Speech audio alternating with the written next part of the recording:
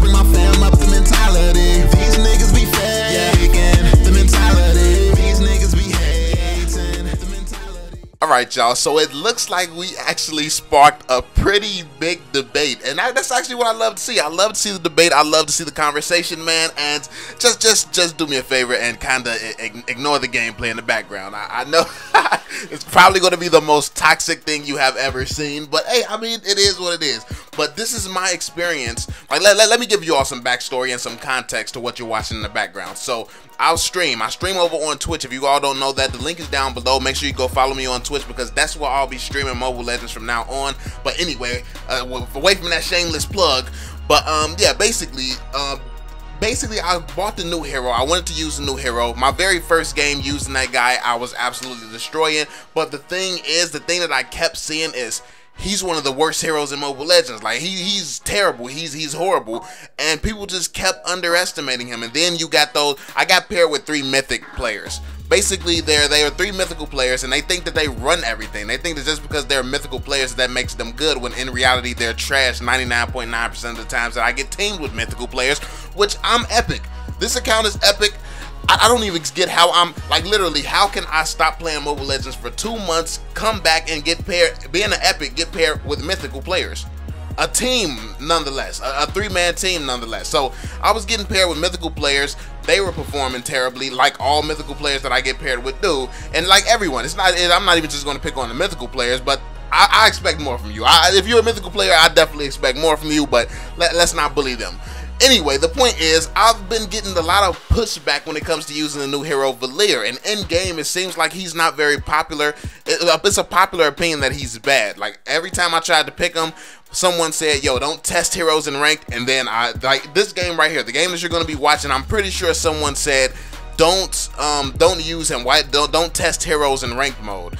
And basically they were saying that about Valir. Because he's a new hero, people don't know how to play him and stuff like that. They instantly assume that you're going to be bad with him. But in reality, I ended up being MVP of this game. And the reason I'm MVP of this game, because yes, you're right. I know what you're thinking right now. Yes, I am daddy, but that's not the whole reason. The whole reason is I actually know how to play. Like, if you know the fundamentals, and that's the problem with a lot of these mythical players.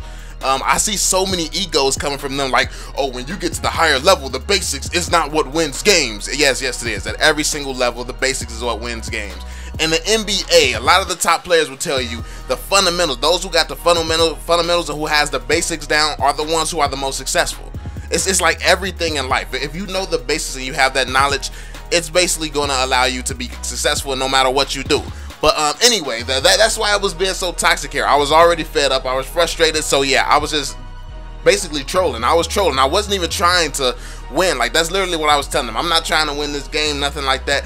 But anyway, that's just the backstory to the gameplay. That's why I was being so toxic. But I still ended up, of course, I helped the team. Obviously, there's no team that I can be on that I don't help. Let's be honest about this. But I ended up helping the team. We ended up getting the victory, which I didn't think would happen either. So yeah, it was a lot of great plays made here, simply because of my greatness. But anyway, let's get into it. So we're going to be talking about the worst heroes, because everyone's saying Valir is bad. Valir is not in the meta, and we're gonna nip this in the bud right now. So let's talk about the new hero Valir. We're going to talk about some of the worst heroes in the game and why they are the worst heroes in the game. But before we get into that, let's talk about him. So some of the arguments against Valir is the fact that he does not have any escapes. That's what Flicker's for. That's what I use. That's what you see a lot of the top players using. Because let's be clear. You basically are able to push people away. Like, I was taking on a Fanny. Like, when I was playing with those mythical players, the other team somehow got paired with a Fanny, and I actually don't know if it's AE Bear, one of those real top players. I don't know if he's part of Dave's team or whatever, but yeah, AE Bear, he's a pretty good Fanny I came across. But yeah, he was out there destroying, and I was actually easily fighting him off until he got super fed from taking out these mythical players. But anyway, basically, Valir, he comes equipped with an ability, his second ability that can push people back, then his first ability that got exposed, then his passive is huge, and then the ultimate that just knocks people up. He basically has a bunch of crowd control, and everybody's saying like he doesn't have any, he doesn't really have the mobility that you need, and to be completely honest, that's what a team comp is for. I think that when people judge players, they judge them based on their individual skill, when that's not how you judge a player. You're supposed to judge a character based on what they bring to the team that you're working with. And that's the problem. No one looks at it from a team perspective. They look at it from that character, is he strong? Is he super powerful? Is he OP? They don't think about the fact that this guy can literally damage the entire team. And honestly, if you have the correct build on him, he'll do a crap load of damage, and then he'll get his abilities back so fast that he can just constantly deal crazy damage to the enemy team. It honestly becomes ridiculous how strong Valir is, but a lot of people didn't even take the chance to know that because they just so busy being toxic. So that's why I had to join into the toxicity in this gameplay. But yeah, let's talk about some heroes who are really not in the meta. Some heroes that's really don't really have a fit. Like we already know this. We already know the Zylong. We have all these heroes without much crowd control, without much that they can bring to a team. Let's compare somebody like Zylong, for instance, because he's still being used. He was actually used in one of these games that I played yesterday. Zylong, let's compare him to Valir. Valir has crowd control. He can basically knock up the entire enemy team. It's not much. Obviously, it's not much. He has a second ability that can push him away. It's not going to just stun the crap out of people and stuff like that, but he will knock them around. He will make them think twice about coming at him, because not only does he knock them around, but he does a good chunk of damage when he's doing so. And I think that that's very, very important. It's very important to realize what type of heroes that you have on your team and what they're capable of doing. And what they're capable of doing with the heroes that they're working with. And I think that that's part of the problem. A lot of people can't really judge things properly. Like one of the other games that I played, someone chose Gord because they said Valir. Like I chose Valir first. I was the mage on the team. He's like, we needed a tank. We didn't have a tank at all. He decided to go with freaking Gord because he said, oh, Valir's bad, so I'm just going to go Gord because Valir's not going to be able to do anything. Of course, I was over him again. Like I was MVP that game, pretty sure too. And that's because if the type of people who are like that, who can't really understand team comps, who can't really see the fact that this guy can be valuable if you use him in a team capacity, those aren't really good players, and they come at every single level. And that's why I hate when people bring ranks into it. Like mythical glories, they just really have crazy egos, and I don't get how you can have such a huge ego when a lot of the time you're getting paired up against epics. Like literally three mythics. It was 3 mythics and 2 epics on my team. No, there was no legend to bridge that gap or anything. Nobody had a legend on the team. It was 3 mythics, and it was me being a solo epic, and then there was another solo epic. Somehow we were getting paired with mythics, and it happens all the time. This is Mobile Legends matchmaking, so when you're a mythic, it's not really that much of an accomplishment because you're playing the same people the epics are playing.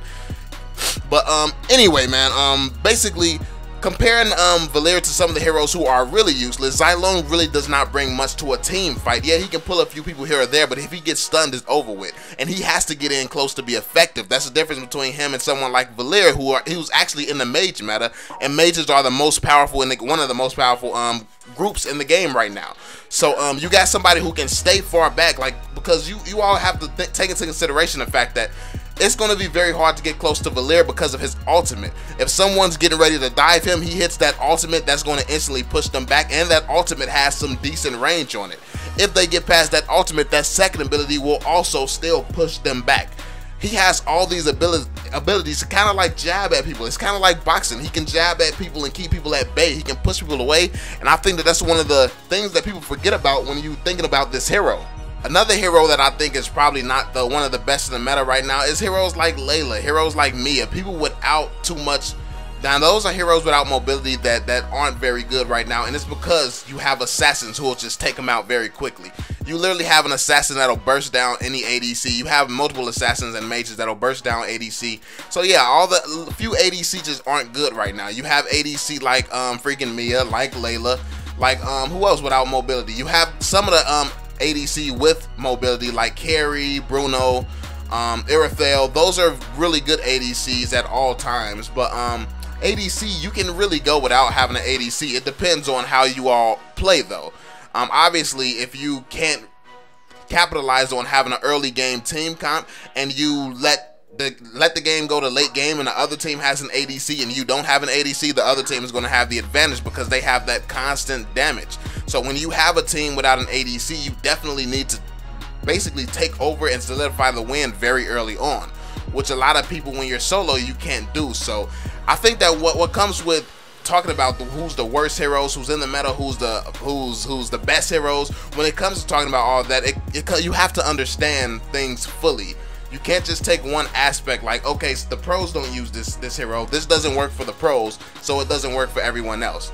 It doesn't work like that. Each game is individually different, and you have to make decisions based on the current game you're in, not just even what the meta is right now. Because there are certain heroes who aren't meta, which could be the best pick for certain situations. It could be the best counter pick, but because a lot of people don't know what counter picking even is, they like when you pick a certain hero, they'll be like, oh, it's over, GG's, not realizing that. Like when people pick Diggy, some people still be like, oh, you pick Diggy, it's over with, not realizing the other team has a Fanny and Diggy can counter that Fanny. Like they don't really see certain things like that, and I think that that's why it's important. That's why I try to make these videos. I try to make them as helpful as possible. But at the end of the day, if someone thinks they know everything, they're not going to be looking to learn more. And that's one of the biggest problems with the Mobile Legends community. People aren't looking to learn more because they think they know everything, which is why it's kind of a toxic community right now, man. I can't lie to you. It's kind of toxic in certain areas, but let me know what you all think, man. If you had to say top 5 worst heroes in Mobile Legends right now and who just do not fit in the meta, what would your top 5 list be? Let me know what you all think down in the comment section below. But that's pretty much all I got for you today, fam.